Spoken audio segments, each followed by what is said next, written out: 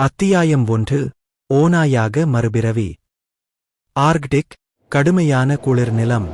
குளிர்காலத்தின் வருகை வானத்திலும் பூமியிலும் அமைதியைக் கொண்டு வந்தது. ஏற்கனவே பனியால் மூடப்பட்டிருந்த ஆர்க்டிக்கை இன்னும் வெறிச்சோடச் செய்தது. ஆரம்பத்தில் அரிதாக இருந்த விலங்குகள் இப்போது கண்ணுக்குத் தெரியாதவையாகிவிட்டன. ஆர்க்டிக்கில் எங்கோ ஒரு குகையில் ஒரு இளம் ஆர்க்டிக் ஓநாய் ஒரு வலுவான பெண் ஓநாய் அணைப்பில் தூங்கிக் கொண்டிருந்தது. பரதன் திரும்பிப் பார்த்தான். உடல் முழுவதும் சூடாக உணர்ந்தான். இது உண்மையிலேயே தூங்குவதற்கு ஒரு சிறந்த இடம். அலறல். ஒரு அலறல் காற்றைத் துளைத்தது. அரை தூக்கத்தில் இருந்த பரதன் கண்களைத் தேய்க்க கையை நகர்த்த முயன்றார். ஆனால் அவன் திடீரென்று முழுமையாக விழித்துக் கொண்டான். காத்திரு. என் கைகள் எங்கே? மேலும் என் குரலுக்கு என்ன ஆச்சு? அவருக்கு திகிலூட்டும் விதமாக பரதன் தன்னிடம் கைகளோ இல்லை என்பதைக் கண்டுபிடித்தார். மேலும் அவரது குரல் ஓநாய் ஊளையிடலாக மாறியது. நான் கனவு காண்கிறேன் என்று அவன் தனக்குள் நினைத்துக் கொண்டான். இருப்பினும் அவர் தனது உடலைத் திருப்பிப் பார்த்தபோது அவர் உண்மையில் ஒரு சிறிய ஓநாய் போல மாறிவிட்டதைக் கண்டு அதிர்ச்சியடைந்தார். வெறும் 30 சென்டிமீட்டர் நீளம் கொண்ட தூய வெள்ளை ஆர்க்டிக் ஓநாய் குட்டி. என்ன நடக்கிறது? பரதன் மனம் வெறுமையாகிப் போனது. அவர் அமைதியானவுடன் தூங்குவதற்கு முன்பு என்ன நடந்தது என்பதை விரைவாக நினைவுபடுத்த முயன்றார். பரதன் சாகசங்களை விரும்பும் ஒரு பணக்கார 2ஆம் தலைமுறையைச் சேர்ந்தவர். அவரது பெற்றோரைப் பொறுத்தவரை அவர்களின் நிறுவனத்தின் வளர்ச்சியில் மும்முரமாக இருந்ததால் அவர்கள் எப்போதும் அவரை தானே கவனித்துக் கொள்ள விட்டுவிட்டார்கள். 20 ஆண்டுகளுக்கும் மேலாக வாழ்க்கையின் புயல்களை தனியாக எதிர்கொண்டேன். நேற்று அவர் ஒரு மர்மமான குகைக்கு ஒரு பயணத்தை மேற்கொண்டார். அங்கே சிக்கலான உரைகள் மற்றும் உருவங்களுடன் செதுக்கப்பட்ட ஒரு படிக சவப்பெட்டியைக் கண்டுபிடித்தார். படிக சவப்பெட்டி இன்றைய முன்னேறிய சமூகத்தில் கூட இதுபோன்ற ஒரு சவப்பெட்டியை உருவாக்குவதற்கு கற்பனை செய்ய முடியாத செலவுகள் தேவைப்படும். பண்டைய காலங்களில் அது ஒருபுறம் இருக்கட்டும். எனவே ஆர்வத்தால் ஆட்கொள்ளப்பட்ட சுலின் அதை நீண்ட நேரம் உன்னிப்பாக ஆராய்ந்தார். பல்கலைக்கழகத்தில் தொல்பொருளியல் துறையில் அவர் பெற்ற சிறப்பு பாடத்துடன் ஆய்வில் அவருக்கு இருந்த விரிவான அனுபவத்தின் காரணமாக சவப்பெட்டியில் இருந்த சில கல்வெட்டுகளை அவர் தெளிவற்ற முறையில் புரிந்து கொண்டார். ஆனால் அவை அனைத்தும் பிரிக்கப்பட்டிருந்தன, மேலும் அர்த்தமற்றவையாக இருந்தன. பனி யுகம், வானத்திலும் பூமியிலும் பெரும் மாற்றங்கள், இன பரிணாமம், தெய்வீக திமன்களின் மறுமலர்ச்சி போன்ற சொற்றொடர்கள். ஒருவேளை சவப்பெட்டியின் எழுத்துக்களை பகுப்பாய்வு செய்யும் முயற்சிதான் பரதனின் மன ஆற்றலை அதிகமாக உறிஞ்சியிருக்கலாம். ஏனெனில் அவர் வெளியேற தயாரான போது திடீரென்று உலகம் தன்னைச் சுற்றி சுழல்வதை உணர்ந்தார். பின்னர் அவர் தரையில் மயக்கமடைந்தார். ஆனால் தூங்கிய பிறகு தான் மீண்டும் பிறப்பேன் என்று அவன் எதிர்பார்த்திருக்கவில்லை. ஓநாயாக மறுபிறவி. அவன் தன் வெள்ளை ஓநாய் பாதத்தை உயர்த்தி தன்னைத்தானே பலமாகத் தாக்கிக் கொண்டான். ஸ்மாக்! அது வலித்தது. அந்த உண்மையான வலி உணர்வு பரதனின் முகத்தை சுருங்கச் செய்தது. நான் ஒரு ஓநாய், ஒரு சிறிய ஆர்க்டிக் ஓநாய் ஆகிவிட்டேனா? ஐயோ கடவுளே, என் மீது இப்படி ஒரு தந்திரம் செய்யாதே. என் வாழ்க்கை இன்னும் தொடங்கவே இல்லையே. ஆனால் பரதன் எவ்வளவு நேரம் மனதிற்குள் அழுதாலும் எதுவும் மாறவில்லை. அவன் உண்மையில் ஒரு ஓநாய், ஒரு சிறிய ஆர்க்டிக் ஓநாய் ஆகிவிட்டான். அதிர்ஷ்டவசமாக சிறு வயதிலிருந்தே தனியாக வாழ்ந்ததால் பரதன் மிகவும் தகவமைப்புத்திறன் கொண்டவராக இருந்தார். மேலும் அவர் தனது புதிய அடையாளத்துடன் பழகுவதற்கு அதிக நேரம் எடுக்கவில்லை. ஆனால் அவன் அதற்குப் பழகிக் கொண்டிருந்தபோதே திடீரென்று அவன் கண்களுக்கு முன்பாக ஒரு மங்கலான சாம்பல் நிற சுவர் தோன்றியது. அதை அவனால் மட்டுமே பார்க்க முடிந்தது. பெயர் பரதன். இனங்கள் ஆர்க்டிக் ஓநாய். நிலை 0. நிலையை உயர்த்த 10 பரிணாம புள்ளிகள் தேவை. குயிரத்தம் 10. சகிப்புத்தன்மை 1. பலம் 1. பாதுகாப்பு 1. வேகம் 1. பரிணாம புள்ளிகள் 0. பரிணாமத்தை வெற்றிகரமாக செயல்படுத்திய பிறகு ஹோஸ்ட் செயல்படுத்தல் வெகுமதியைப் பெறுகிறார். 10 சாத்தியமான மருந்து ஒருவரின் சொந்த திறனை வளர்த்துக் கொள்ள பயன்படுத்தப்படும். இது என்ன? திடீரென்று அவன் கண்களுக்கு முன்பாகத் தோன்றிய வெளிர் சாம்பல் நிறச் சுவரை பார்த்து பரதன் முதலில் அதிர்ச்சியடைந்தார். பின்னர் அவரது கண்களில் மகிழ்ச்சியின் மினுமினுப்பு மின்னியது. நல்லவேளையாக அவருடைய நிலைமை அவ்வளவு துயரமாக இல்லை. அவர் ஒரு சிறிய ஆர்க்டிக் ஓநாய் ஆன போதிலும் ஒரு தங்க விரல் தோன்றியது. மனிதனாக பரிணமிக்கும் சாத்தியக்கூறு பற்றி சொல்லவே வேண்டாம். குறைந்தபட்சம் பனிக்கட்டி, பனி நிறைந்த ஆர்க்டிக்கில் உயிர்வாழ முயற்சிப்பது இனி ஒரு பிரச்சினையாக இருக்கக்கூடாது. பரிணாமத்தை விழுங்குவது என்பது எதிர்காலத்தில் நான் மற்ற பொருட்களை விழுங்குவதன் மூலம் வளர முடியும். கியூஐபிளட் ஐ பொறுத்தவரை பண்புக்கூறு பலகத்தில் உள்ள பல்வேறு எண் மதிப்புகளை பரதன் பகுப்பாய்வு செய்யத் தொடங்கினார். பண்புக்கூறு பட்டியில் உள்ள கியூஐபிளட் லைஃப்க்கு சமமானது. கியூஐபிளட் 0 ஆக குறைந்தால் அது வாழ்க்கையின் முடிவை குறிக்கும். சகிப்புத்தன்மை உடல் வலிமைக்கு சமமானது. ஒரு உயிரினத்தின் தாக்குதல் சக்தியிலும் அழிக்கும் சக்தியிலும் வலிமையே தீர்க்கமானதாக இருந்தது.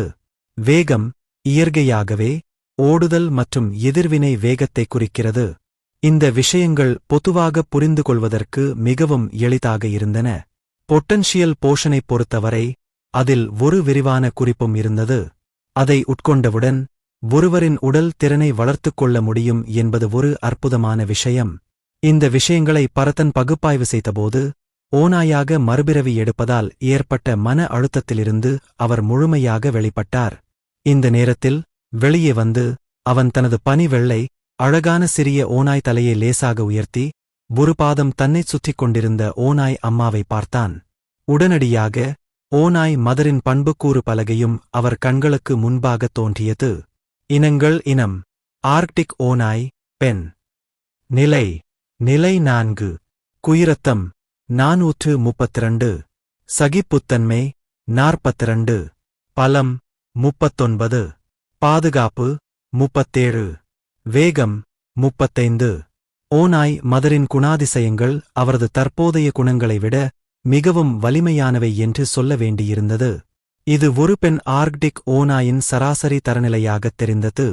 ஓநாய் அம்மாவின் பாதத்திலிருந்து தன்னை விடுவித்துக் கொள்ள பரதன் சிரமப்பட்டு நடுங்கிக் கொண்டே அவள் வயிற்றில் ஏறி குகையின் மற்ற பகுதிகளை பார்த்தான். அவர் பல ஆர்க்டிக் ஓநாய்கள் சுற்றிப்படுத்து தூங்கி தங்கள் சக்தியைச் சேமித்து வைத்திருப்பதைக் கண்டார். ஓநாய்கள் உண்மையில் சமூக விலங்குகள் என்று தோன்றியது. ஓநாய் அம்மாவுக்கு அருகில் மிக நெருக்கமானவர் ஓநாய் தந்தை.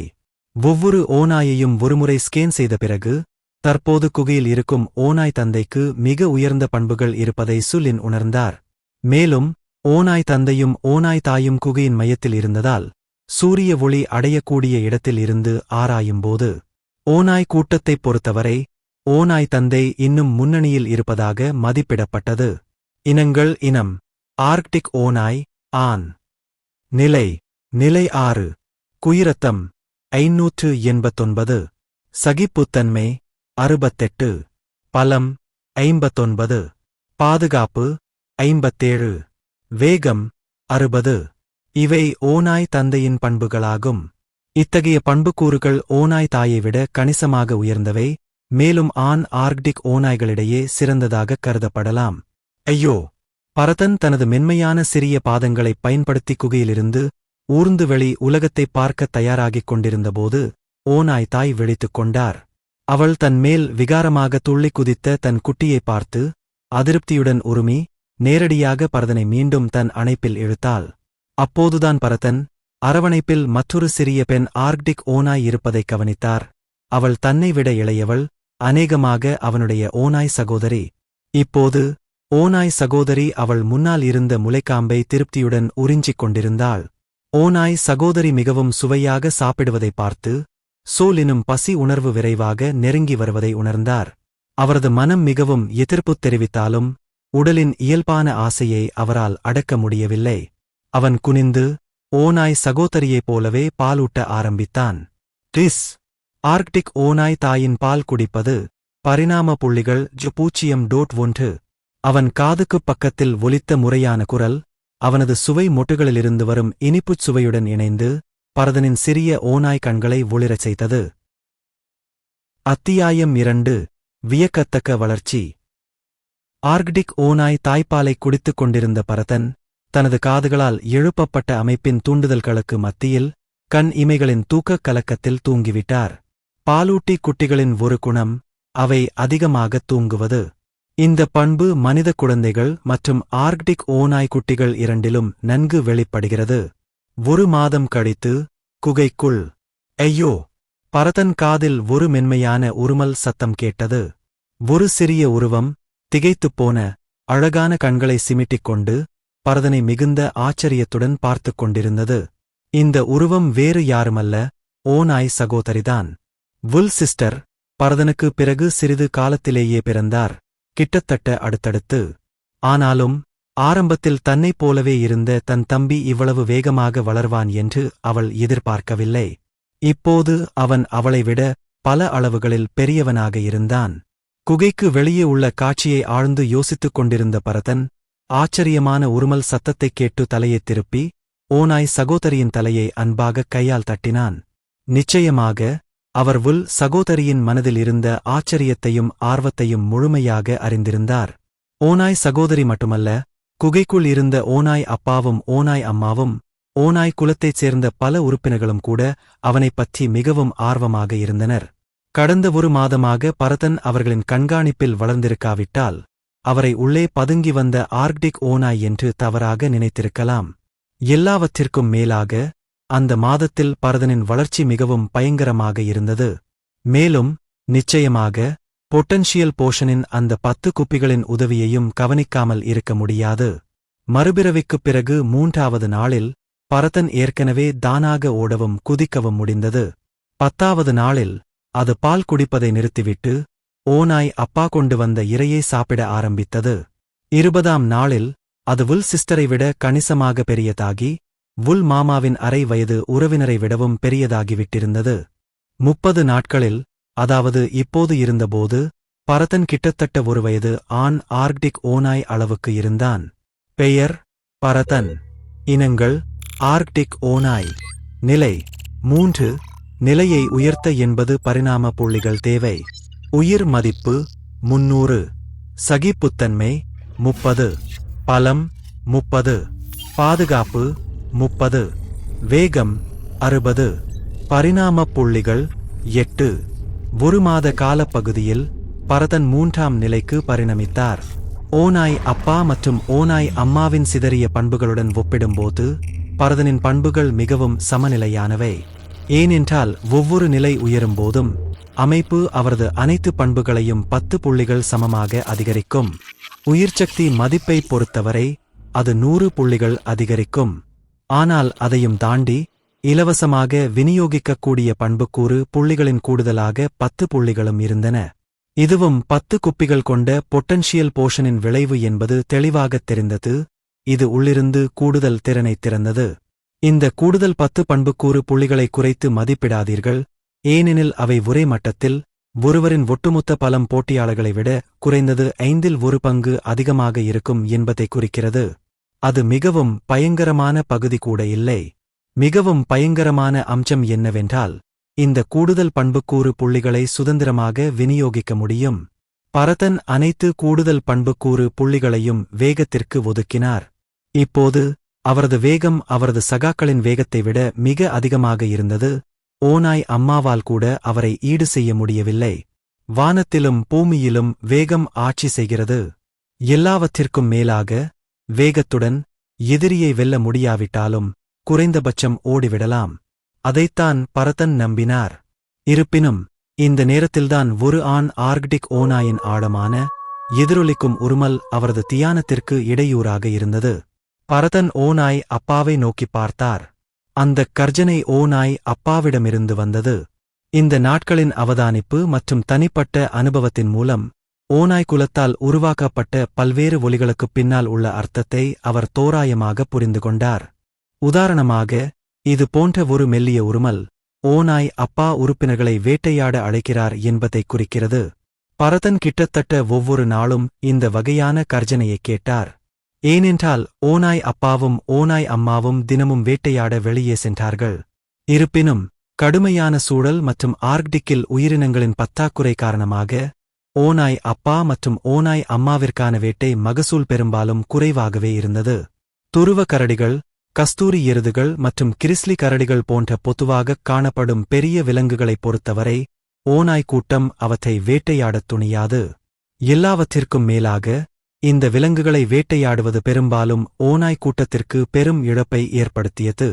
எனவே, இந்த விலங்குகள் கடுமையான நெருக்கடியில் இல்லாவிட்டால், எந்த ஓநாய் கூட்டமும் அவற்றை குறிவைப்பதைக் கருத்தில் கொள்ளாது. வேட்டையாடுவதில் அதிகரித்து வரும் சிரமத்தைக் கருத்தில் கொண்டு இந்த முறை குட்டிகளை பராமரிக்க வழக்கமாக குகையில் தங்கியிருந்த ஓநாய் அம்மா கூட எழுந்து நின்று பிரதான படையைப் பின்தொடர்ந்து வெளியே வந்தது. புறப்படுவதற்கு முன் வுல் அம்மா பரதன் மற்றும் வுல் சகோதரியின் தலையை அன்பாக முத்தமிட்டாள். பின்னர் அவள் 2 முறை மெதுவாக ஊளையிட்டாள். திரும்பிச் செல்வதற்கு முன் ஓநாய் சகோதரியை நன்றாக கவனித்துக் கொள்ளுமாறு பரதனிடம் அறிவுறுத்தினாள். ஓநாய் அப்பாவை பொறுத்தவரை அவர் இயல்பாகவே சில வழிமுறைகளை உறவினர் பக்கம் விட்டுச் சென்றார். அவரும் அங்கேயே தங்கிவிட்டார். இந்த கசின் 1/2 வயதுக்கு மேல் இயற்கையாகவே குட்டிகளின் பெரிய சகோதரியின் பாத்திரத்தை ஏற்றுக்கொண்டார். அவளுடன் தொடர்பு கொண்ட பிறகு ஓநாய் அப்பா ஓநாய் கூட்டத்தை அழைத்துச் செல்லும் அளவுக்கு உறுதியடைந்தார். ஓநாய் அப்பா மற்றும் ஓநாய் அம்மா உட்பட 8 வயது வந்த ஆர்க்டிக் ஓநாய்கள் குகையில் இருந்தன. இந்த முறை அனைத்தும் அணிதிரட்டப்பட்டன. இந்த முறை நல்ல அறுவடை கிடைக்கும் என்று நம்புகிறோம். குகையில் எஞ்சியிருப்பது 5 குட்டிகள் மட்டுமே.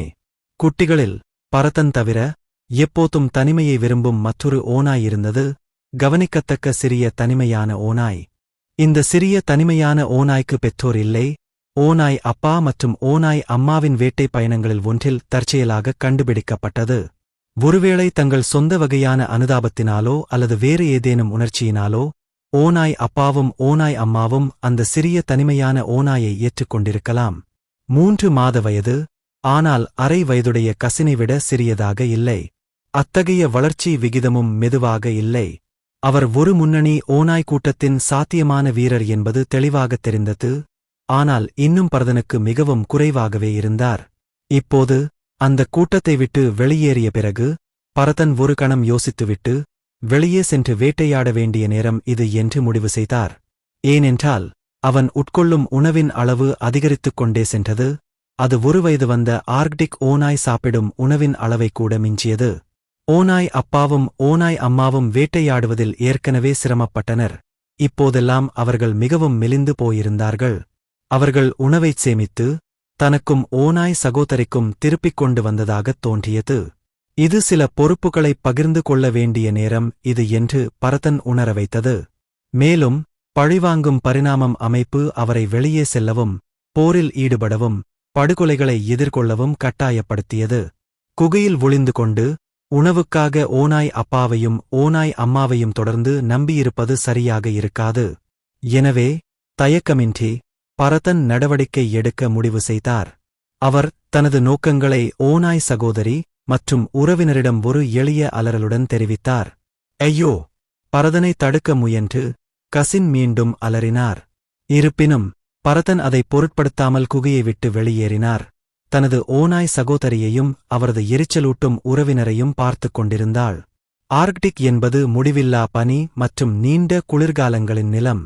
இங்கே குளிர்கால வெப்பநிலை பெரும்பாலும் 0க்கு கீழே 50 டிகிரிக்குக் குறைகிறது. அது ஒரு பயங்கரமான வெப்பநிலை. தடிமனான ரோமக்கோட்டால் பாதுகாக்கப்பட்டு ஆர்க்டிக் ஓநாய் போல மறுபிறவி எடுத்து வெளியே வந்த பிறகும் ஆர்க்டிக் குளிர்காலத்தின் கடுமையான குளிரை அவன் இன்னும் உணர்ந்தான். குளிர்காலநிலை தீங்கு விளைவிக்கும். உயிர் மதிப்பு 1. குளிர்காலநிலை ஹோஸ்டின் உடல் வலிமையை 2 மடங்கு வேகமாக குறைக்கிறது. தயவுசெய்து ஆற்றலைச் சேமிப்பதில் கவனமாக இருங்கள். அமைப்பின் குளிர் எச்சரிக்கை அவன் காதுகளில் எதிரொலித்தது. அந்தக் குரல் பரதனுக்கு தன்னால் அதிக நேரம் வெளியே இருக்க முடியாது என்பதைத் தெரியப்படுத்தியது. ஹிஸ்! ஆர்க்டிக் கண்டத்தின் எலும்பை உறைய வைக்கும் குளிர்ந்த காற்றை சுவாசித்த பிறகு அவர் படிப்படியாக குகையை விட்டு நகரத் தொடங்கினார். அத்தியாயம் 3. வேட்டையாட வெளியே செல்வது. ஆர்க்டிக்கின் கடுமையான குளிரில் வேட்டையாடுவதற்கு வலிமை மட்டுமல்ல, அடிக்கடி கவனிப்பும் தேவைப்படுகிறது. இங்கே சில சுறுசுறுப்பான பெரிய விலங்குகளைத் தவிர சிறிய தாவர வகைகளின் குழுவும் உள்ளது. ஆர்க்டிக் முயல் அவற்றில் 1. ஆரம்பத்தில் பரதன் வேட்டை பயணத்தில் ஓநாய் அப்பா மற்றும் ஓநாய் அம்மாவுடன் தொடர்ந்து செல்ல திட்டமிட்டார். ஆனால் விரைவில் அவர் தனது முயற்சியை கைவிட்டார். ஏனென்றால் அவர் செல்லும் வழியில் ஆர்க்டிக் முயல்களின் பல கூடுகளைக் கண்டுபிடித்தார். ஆர்க்டிக் முயலும் ஒரு சமூக விலங்குதான். ஆர்க்டிக் வட்டத்தில் ஏராளமாக இல்லாவிட்டாலும் அவை அரிதானவை அல்ல. இப்போது பரதனுக்கு முன்னால் குறைந்தது 7 அல்லது 8 ஆர்க்டிக் முயல்கள் பனிக்கு அடியில் உள்ள பாசியை கவ்விக் கொண்டிருக்கின்றன. இன்று நீ என் உணவாக இருப்பாய் என்று அவன் நினைத்தான். தனக்கு முன்னால் இருந்த பல்வேறு அளவிலான ஆர்க்டிக் முயல்களின் கூடாரத்தை பார்த்தபோது பரதன் கண்கள் பிரகாசித்தன. இது ஆர்க்டிக் முயல்களின் குடும்பமாக இருக்க வேண்டும். குட்டி முயல்கள் தீவனம் தேட வெளியே வரும் என்பது அவருக்குத் தெரியும். குஞ்சுகளைக் கொண்ட இத்தகைய குழுக்கள் பெரும்பாலும் காடுகளில் வேட்டையாடப்படும் முதல் இலக்குகளாகும். இருப்பினும் அவர் மனதில் சிறிதும் அனுதாபம் இல்லை. எல்லாவற்றிற்கும் மேலாக தகுதியானவை உயிர் வாழ்வதுதான் காட்டு விலங்குகளில் மிகப்பெரிய சட்டம். சிஸ்டம், அவற்றின் பண்புகளை ஸ்கேன் செய். ஒரு சிந்தனையுடன் தூரத்தில் பல ஆர்க்டிக் முயல்களின் பண்புகள் அவன் கண்களுக்கு முன்பாக தோன்றின. இனங்கள்: ஆர்க்டிக் முயல், ஆண். நிலை: 3. குயிரத்தம்: 320. சகிப்புத்தன்மை: 28. பலம்: 8. பாதுகாப்பு: 12. வேகம்: 53. இனங்கள்: ஆர்க்டிக் முயல், பெண். நிலை: 2. குயிரத்தம்: 282. சகிப்புத்தன்மை: 16. பலம்: 5. பாதுகாப்பு: 9. வேகம்: 47. ஒரு பார்வை பார்த்த பரதன் முயல்களில் ஒரு ஆதிக்கம் செலுத்தும் ஆண் ஆர்க்டிக் முயல் மிக உயர்ந்த பண்புகளைக் கொண்டிருப்பதைக் கவனித்தார். அது நிலை 3ஐ எட்டியது. அதன் வேகம் பயங்கரமான ஆகஸ்ட் 1953 இருந்தது. மற்ற பெண் முயல்களின் வேகமும் மிக அதிகமாக இருந்தது. இவ்வளவு அதிவேகமாக இருந்ததால்தான் ஓநாய் அப்பாவும் ஓநாய் அம்மாவும் அவர்களைப் பற்றி கவலைப்படவில்லை என்பது தெளிவாகத் தெரிந்தது. எல்லாவற்றிற்கும் மேலாக இந்த பனிக்கட்டி மற்றும் பனி நிறைந்த நிலத்தில் மிக வேகமான சில ஆர்க்டிக் முயல்களைப் பிடிக்க முயற்சிப்பது மிகவும் சோர்வாக இருந்தது. ஓநாய் அப்பா மற்றும் ஓநாய் அம்மாவின் அளவு மற்றும் எண்ணிக்கையுடன் ஆர்க்டிக் முயல்களைப் பிடிப்பது இறுதியில் அவற்றின் பசியைத் தணிக்காது. அவை செலவழித்திருக்கும் மிகப்பெரிய ஆற்றலை ஈடு செய்யாது. ஆனால் பரதனுக்கு இவை சிறிய பிரச்சினைகள். பரதனின் வேகமும் மிக வேகமாக இருந்தது. ஆதிக்கம் செலுத்தும் ஆர்க்டிக் முயலை விடவும் வேகமாக இருந்தது. கூடுதலாக அவரது உடல் வலிமை சகிப்புத்தன்மைக்கு சமமாக இருந்தது. சகிப்புத்தன்மையை மீட்டெடுக்க முழு மதிப்புக்கு திரும்ப மிதமான ஓய்வும் சிறிதளவு உணவும் மட்டுமே தேவைப்பட்டது. எனவே அவரது உடல் பலம் தீர்ந்து போனாலும் ஒரு ஆர்க்டிக் முயலைப் பிடிப்பது லாபகரமானதாக இருக்கும். மேலும் 2க்கும் மேற்பட்டவற்றைப் பிடிப்பது லாபகரமானதாக இருக்கும். தயக்கமின்றி பரதன் மெதுவாக தரையில் படுத்து வெகு தொலைவில் இல்லாத ஆர்க்டிக் முயல்களை அமைதியாக பார்த்தார். முதலில் தலைவனைப் பிடி என்று கூறி ஆதிக்கம் செலுத்தும் ஆண் ஆர்க்டிக் முயலை முதலில் குறிவைக்க முடிவு செய்தார். பரதன் மெதுவாக முன்னேறினார். ஆர்க்டிக் முயல்களின் குழு மிகவும் எச்சரிக்கையாக இருந்தது என்பது தெளிவாகத் தெரிந்தது. ஏதோ கேட்டது போல் அவர்கள் காதுகளை உயர்த்தி சுற்றுப்புறத்தை தொடர்ந்து ஆராய்ந்தனர். அந்த ஆண் ஆர்க்டிக் முயல் துள்ளி குதித்து பரதன் இருக்கும் திசையை நோக்கி இடைவிடாமல் சுற்றிப் பார்த்தது. ஆபத்தை நோக்கிய விலங்கின் உள்ளார்ந்த உள்ளுணர்வு அதுபோல் தோன்றியது. அதிர்ஷ்டவசமாக பரதனுக்கு அவரது உருமறைப்பு சிறப்பாக இருந்தது. தரையில் படுத்துக்கொண்ட அவரது வெள்ளை உடல் பனியில் கிட்டத்தட்ட கலந்துவிட்டது. அவரைக் கண்டுபிடிப்பது கடினமாக இருந்தது. அவன் அசையாமல் படுத்து அமைதியாகக் காத்திருந்தான்.